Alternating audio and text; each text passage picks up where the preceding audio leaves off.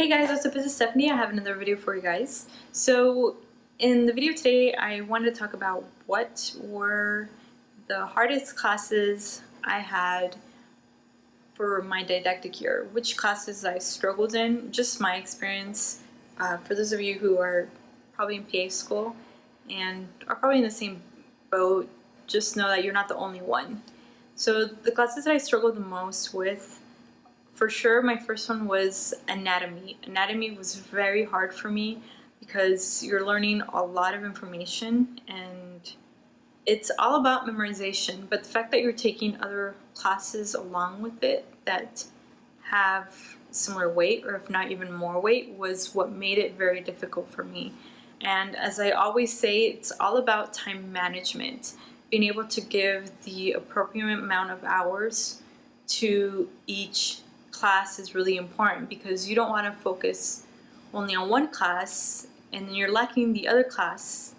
That's never good. So you always want to make sure that you dedicate the amount of studying equally to each class and not leave one behind. And that was always the case with me with anatomy, is that I didn't like anatomy, so I always left it to the side, and I really don't recommend. So then when it came down to exam time, I was struggling because during those 4 weeks I was focusing on other classes, and I only dedicated that last week to learn 4 weeks of anatomy and cram it all into a few days before the exam. And that's why I always did very poorly on my exams, and that's why just anatomy was really hard for me, guys, specifically when it came down to the lectures.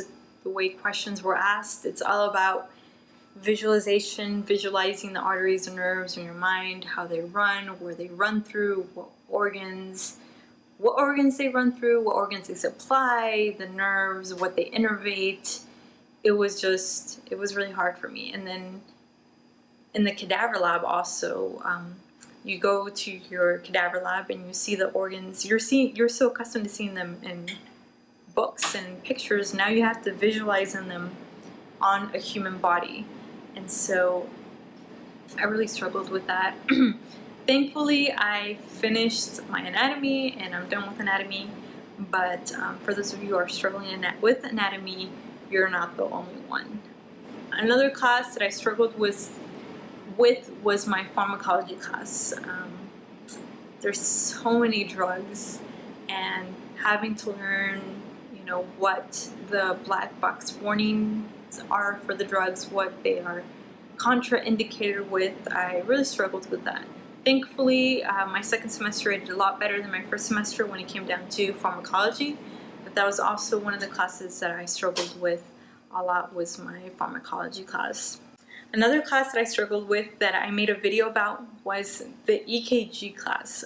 Probably the Ekg class is one of the hardest classes I've taken in my life, and I can say not only myself but a lot of my classmates struggled with that class, because literally, what is an EKG? If you work as a medical assistant, EMT, EMS, etc., you're probably running these all the time, specifically on patients that are coming in for anything that's cardiac related. But when I worked in the ER, I worked as a medical assistant, I never ever had the interest of looking at them and trying to understand what it meant. And I really, really, really regret that. I wish I would have done that, because I think it would have helped me out a lot more in PA school, specifically for that class. And that class I struggled a lot because it's really learning a different language. It's learning a completely different language.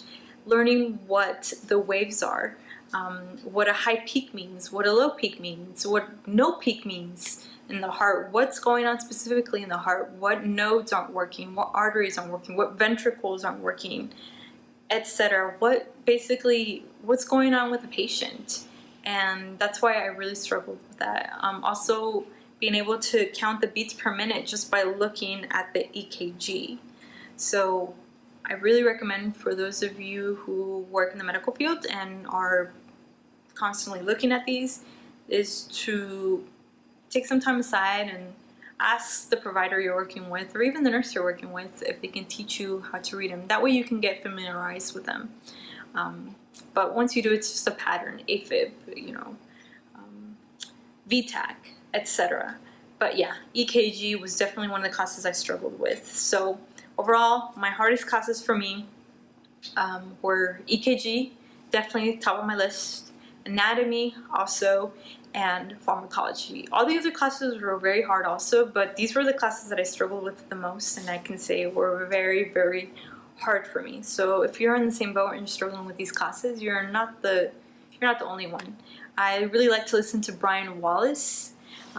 He is a podcaster. He makes great podcasts for PAs, specifically if you're preparing for your PANTS. I usually use these when I'm driving on my way to class, and it helps me review information that I learned in class. So it's interesting because he even states that he struggled with pharmacology, with memorization. He struggled with that. So that made me feel better that I'm not the only one that's struggling with that class. Well, yeah, that was basically a little bit more of a vlog. If you're struggling, don't get demotivated. Stay motivated. I know there was several times where I was very demotivated, and I questioned myself of whether I was going to be a good PA, of whether I could be a PA in general.